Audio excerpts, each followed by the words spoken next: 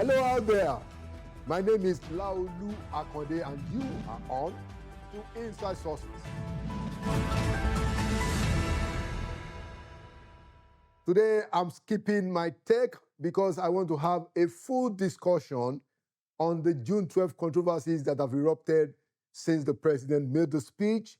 Honor some Nigerians and people like Sule Lamido, former governor of Jigawa, have spoken against the president. So I'm going to have two segments where I will bring the people that were involved abroad and in Nigeria to tell us the story of June 12th. Inside Sources will be right back. Welcome back to Inside Sources. Today, I'm skipping my take and I'm having a conversation on the June 12 controversies that has heralded the speech of the president and some of the responses. So we thought it's important to tell the June 12 story again from the different dimensions. And so I'm opening the show today with somebody who was pivotal to the work of Nigeria's democracy struggle abroad. He was central to the renaming of the Nigerian Embassy House in New York after Kudirat Abiola, and he was a NADECO chieftain abroad. I'd like to welcome to Inside Sources an activist and a politician, an APC chieftain in Osun State, Chief Ogunkeyede. Chief, like we called you in New York, chairman, welcome to Inside Sources. How are you? Very well. Yes, you call me chairman in New York. I've been in Nigeria for some time now, and when you are in Rome, you act like a Roman. Exactly. I'm the leader of the federal constituency in Osun State in APC. But I will still take chairman because you know me for many years. Thank you. Exactly. You are the chairman of the United Committee to Save Nigeria in New York, and that was the committee that worked with the New York City Council to rename that street corner after Kudirat. But let's start, this conversation on a general note. The president, who you guys worked with also in the NADECO struggles, has now spent 2 years in office. What would be your assessment of what he has been able to do and what he has not been able to do? Chief. Interestingly, the president has been doing his best. And I can now say this quite openly. What he told Chief Enaro, Chief Anthony Erumasele Enaro, that he would do when he was saying he would like to get into politics actively was to change Nigeria for the better. And I'm convinced that he's doing exactly what he said. I will remember a time when Chief Enaro said, Ashwaju was not coming to our meeting anymore. And he said we should forgive him because he had said he wants to run Nigeria and he will do his best. That's exactly what he's doing now. All right. And so just for context, I saw that you brought the name of Chief Enaro. Chief Enaro was also abroad in exile, during the Abacha days. And Chief Enaro was active with people like Chief Ogunkeyede, Professor Wole Soyinka, shepherding the struggle in the United States in particular. I can hear you. Let me just make a little correction. Chief Enaro was the head of NADECO, whether abroad or in Nigeria. He came into America May 11, 1996, where I received him at JFK Airport and had a little reception for him. He was in charge of NADECO at home and abroad. The deputy to Chief Enaro was Chief Abraham Adesoya. Okay, thank you for that correction. And this is part of the stuff that I wanted us to sort out. Okay, so back to my question. So the president, President Bola Ahmed Tinubu, listed a number of Nigerians and gave national awards to some of them. But some names were missing, such as the name of Chief Ajasi,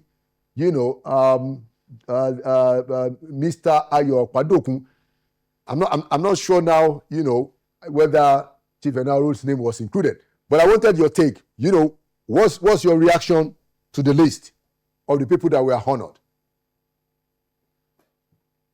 Well, with the person occupying the post of President Bola Ahmed Tinubu, it's easy to not capture all the names of those people who participated very, very actively. Ayo Kwadokun, Chief Ayo Kwadokun is still the Secretary of NADECO. As a matter of fact, we spoke yesterday. Bapa Ajasin, unless there is a particular reason why his name is not mentioned, that was the father, the patron of NADECO, because it was Papa Ajasin that told Chief Enaro to come and be in charge of NADECO. I wouldn't think that his name will not be remembered. There must be a reason why it has not been mentioned. Maybe he has to come with a grandeur occasion to mention his name. But he's the father of NADECO. He was the one that invited Chief Enaro to come and lead NADECO, seconded by Chief Abraham Adesanya. And the third instance is Chief Bolaji. Interesting. So quite a few other names were left out. But hopefully, like you said, this is something that can still be done in a more comprehensive way, so that all those that contributed significantly and even sacrificed. Now, coming to sacrifice, I remember, and I want you to tell our audience the story.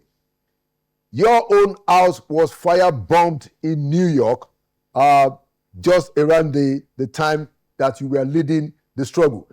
Do you want to recollect some of the things that you did and some of the struggles that you are involved with, trying to organize Nigerians abroad to fight for democracy against military rule? In 1993, July, thereabouts, we set up the organization called the United Committee to Save Nigeria.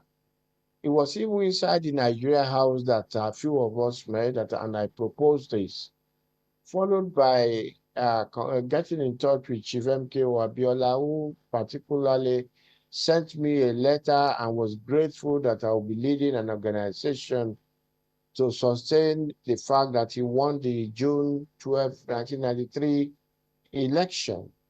And we started there. We never stopped until 1998 when a strip was named for his wife, Kudirat, in New York. But before that, there were many resolutions that we were part of. And let me say this, the president is aware of most of what I'm talking about.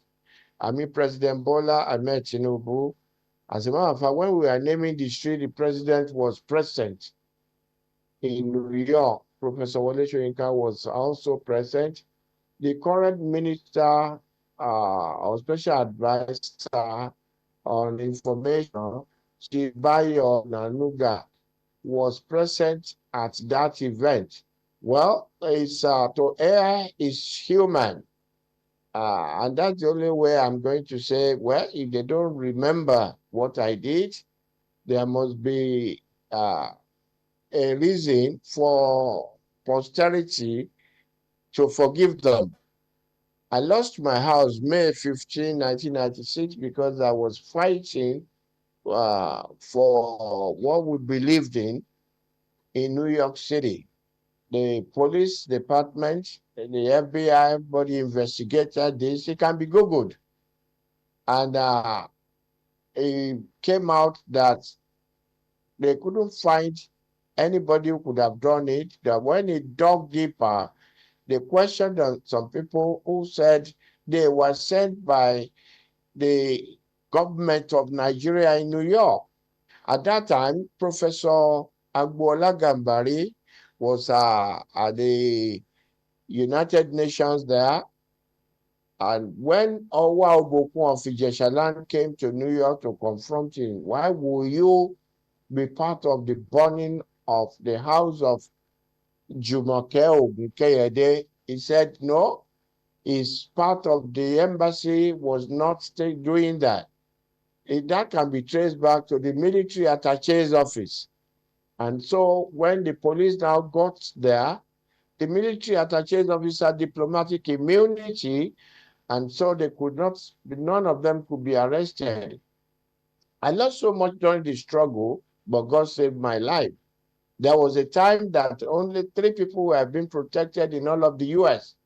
Chief Anthony Enaro, Professor Wole Soyinka, and the humble me, Ogunkeyede, for our activities to make sure that the peoples of Nigeria enjoy the fact that they voted for somebody and he won. Our activities were numerous. We were in collaboration with many groups, even in Washington, D.C., the likes of Lanre Banjo, Professor Paraji, and in California and all over Segun Ajibolu from North Carolina. But I led a group that Professor Wole Soyinka can attest to, even what God gave me grace to do. We fought. Honestly, we could not sleep in our homes. We did our best, but I guess our best was not enough. President Bola Ahmed Tinubu knew everything. He would not support people fought against the democratic struggle to be honored. But there are a few of our people that should have been recognized. 2 of us were singled out by Channel Zero, is a TV station in Canada. Governor Kayode Fayemi, who was in England at that time, and my humble self, Jumoke Ogunkeyede, in New York. This TV station, that's very popular in Canada, spent a couple of days with me, interviewing me. They did the same thing with Kayode Fayemi in London. My point here is, whatever happened, Kayode Fayemi got something out of the struggle, became governor. And he was able to do his best to please the people of Ekiti State. But why nobody will even remember what I did? I'm not praising myself, but I must also reference something. The male lizard went on top of the Iroko tree. He looked to the left. He looked to the right. Then he jumped. Nobody clapped. Then he said, if nobody praises me, I will praise myself. God gave me the grace to fight for this nation. Several times my life was in danger, but by the grace of God, I am alive today, and I give that glory to God. However, I'm not blaming the president for this. He's too busy to oversee the whole nation. But the list of people actually struggled for a united Nigeria. They are not limited to those people who were given accolades or award. But I know we're not talking about people who just participated, who joined the march. People who actually put their life on the line. I will remember, I want to remind Mr. President, when Chief Anthony Enaro led us to 10 Downing Street in London, the people who were there who led this struggle was Chief Anthony Enaro, Professor Wole Soyinka, President now, Bola Ahmed Tinubu, and myself. There were other people there. There came a time that information came from 10 Downing Street that they could only allow 10 people to go in. Of course, the 10 people will include the leader, Chief Anthony Enaro, Professor Wole Soyinka. At that time, it was Chief Anthony Enaro who called the current president of Nigeria to the side and say, Bola, let's get a woman. Yeah, everybody knows you don't really have to be part of this to go in there. But Jumoke, please give us a woman from the US to go into 10 Downing Street so that the European will not say we are too chauvinistic. I'm saying this to say what God gave me grace to do. General Alani Akinade will attest to what I'm saying. Admiral Kanu of blessed memory will attest to this. Later on, though, Colonel Adebayo, what's it, Cornelius Adebayo, Yes. who is grievously ill. I hope he stays alive. Was even firing Chief from Colonel Canada. Adebayo just passed a few days ago. Oh, okay. It's a shame that a man like that would die and would be unsung. He did his best. I was coordinating his support in Canada under the direction of Chief Anthony Enaro. We make sure we were maintaining Chief Cornelius Adebayo in Canada. May his soul rest in peace. Amen. Listen, the president of Nigeria said he would do some things to make Nigeria move forward. I believe he's doing it. I'm convinced he's doing it.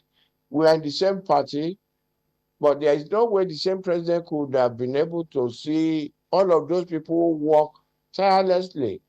And at this point, I am not saying people who marched, who rallied, people who actually put their lives on the line.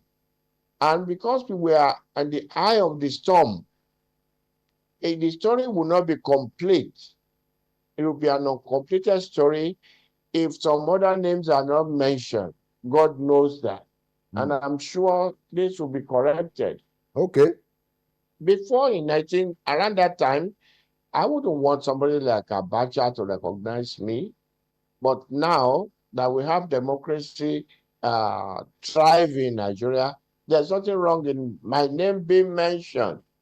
There was a letter that was sent by President Clinton's State Department.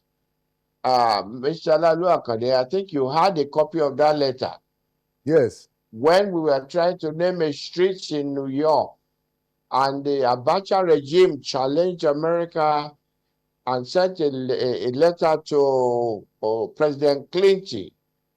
The office of the President of America replied them that Jumoke Ogunkeyede, according to their record, is not a fugitive because Nigerian government under Abacha called me a fugitive from Nigeria. And why should I want to do something and America will support it? President Clinton's office replied them, according to their record, Jumoke Ogunkeyede is not a fugitive, and New York has a right to do whatever New York wants to do in terms of naming a street for Kudirat Abiola, the woman we call a woman of silk and steel, who stood for democracy, supporting her husband. Our activities were not limited to just the Abiola. We did stand up for Sarawiwa and the Ogoni 9. We were totally immersed for what we were doing. But he came to the point in time insult Abiola. We had to remind him in New York. It was October 1, either 1994, when he was the foreign minister, that Mr. Jumoke, you should have been leading a group of people that will give me a letter to go and beg Abacha in Nigeria to release Abiola. Why are you fighting that he should become the president? There was ruckus. The meeting took place in New Jersey. Sorry, that year. Who was the foreign minister then? I was Baba Gana Kingibe. Okay, so it was Baba Gana Kingibe that was telling you this. Yes, and I had to tell him that Chief Abiola made you the vice president of Nigeria, and you are now making yourself a second fiddle.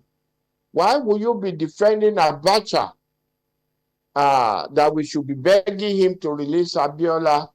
Several nights, several months, I never slept in my home, but I gained a lot from Chief Anthony Enaro that taught me how to maintain or sustain a struggle.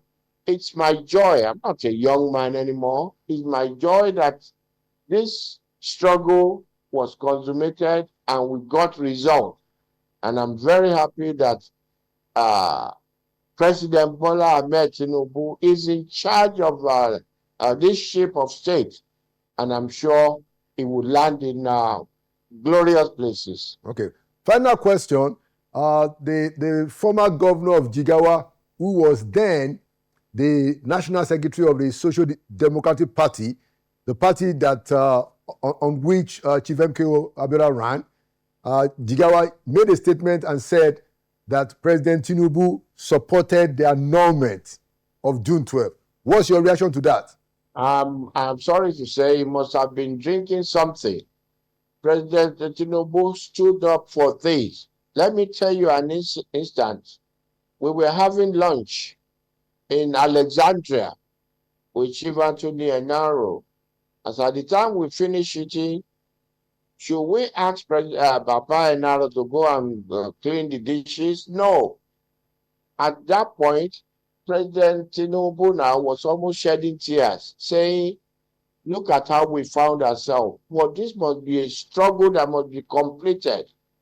When he was also giving instruction to go and bring all the diasporian Democrats together, people who are involved in the struggle, President Tinubu came to me in New York.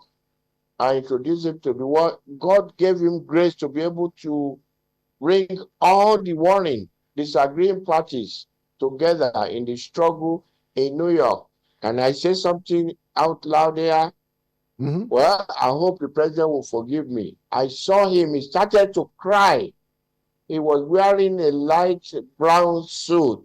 He was crying that we are doing all of this for a nation, and you guys are still quarreling amongst yourselves. Wow. Why don't we forget our disagreements and unify to make sure that we have a Nigeria of our dream? Yes, because I welcomed President Tinubu to New York at that time. I'm much qualified to say this. Other people who were in New York at that meeting will attest to what I just said. He worked his heart out to make sure that Nigeria does not go to ruins. So we're grateful that he's now the president of Nigeria, but collaboratively, we made sure that the hands of Abacha did not prevail. By the grace of God, I'm glad to be alive, to be part of this struggle that we're continuing. Okay. I mean, the democracy that we are enjoying. Hopefully, this will not be the end of Nigeria. At a particular point in time, people were wondering, will Nigeria survive? Those of us who carry on fighting for this nation should not have been forgotten. Not me alone. There are so many of them, but the few of them put their lives on the line. I am among the first 10. Okay. God knows that. I don't know too many people who lost their homes except General Ogunkeyede and a few others who lost their homes during the struggle. My house was firebombed on May 15, 1996. We were to start a vigil for Kudirat. No, June 15, forgive me, June 15, 1996. We are to start a vigil for Kudirat Abiola, all night vigil, on the 17th of June of the same year. And I had on a shirt. I could not sleep in my home. We were just trying to do our best to make sure, in spite of the fact that some of us did not live in Nigeria then. They're talking about NADECO abroad. What brought about NADECO abroad? When the current president and Chief Enaro and the rest of them joined us in America, there had to be a demarcation. Those people came because of the struggle to leave Nigeria. And those of us that supported them, January 2, 1990, I think it was 1995, Chief Rav Obiora said he got information from Nigeria that I should lead NADECO. I didn't know what NADECO was. I had to ask, please, what is NADECO? and that is National Democratic Coalition. Can you join NADECO as a person? At that time, no. Organizations joined NADECO, but it was during our time that they extended. You can join as an organization. You can also join as an individual, because we are leading the struggle abroad. Many other people participated in this struggle. It's not something that should be monopolized. As I said, there is no way a person like President Bola Ahmed Tinubu will remember everybody, but some of us are very significant in the role we play, that we should not be wished away by whoever compiled those lists for President Tinubu. Okay. But I stand with President Tinubu, because to see democracy thrive now, what he's doing will make Nigeria better tomorrow. So Okay. I am with him on this. Thank you. But I'm not happy that with what happened, the people will not even talk about some of us. Okay. Thank you so much, Chief JMK Ogunkeyede. I was, witness, to a lot of these things that you said. I was in New York in 1996, 1995, 1996, before I relocated in 1998. So I knew all these things that you are saying, and that's why I brought you to tell the story. Specifically, I can't forget the hearing at the New York City Council, where Professor Wole Soyinka was speaking in support of your push to rename that corner of Nigerian House after Kudirat, and the Nigerian permanent representative then, Professor Gambari, was opposed. I remember doing a story. It was very, very significant event. So clearly, a lot of people, such as yourself, such as Chief Adekunle Ajasin, such as Mr. Ayo Padokun, such as Babafemi Ojodu, such as Olisa Agbakoba, quite a number of people were left out in that list. And like you said, we hope that the president will fix it. Final question to you. I wanted to ask, because I know that you're also a politician. Are you going to be running for office anytime, Chief Okuk? Last question. There is a president, the one president in America, that's Reagan, said, never say never. But I would not, for me to talk within my limitations, I would say no. But because you never can say never, you don't know.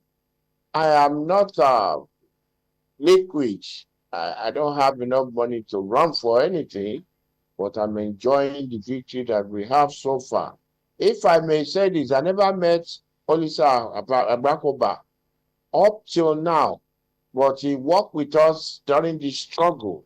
A number of people, Femi Falana, I'm wondering why nobody would just remember and just remind these people that some people like Jumoke Ogunkeyede should be mentioned there.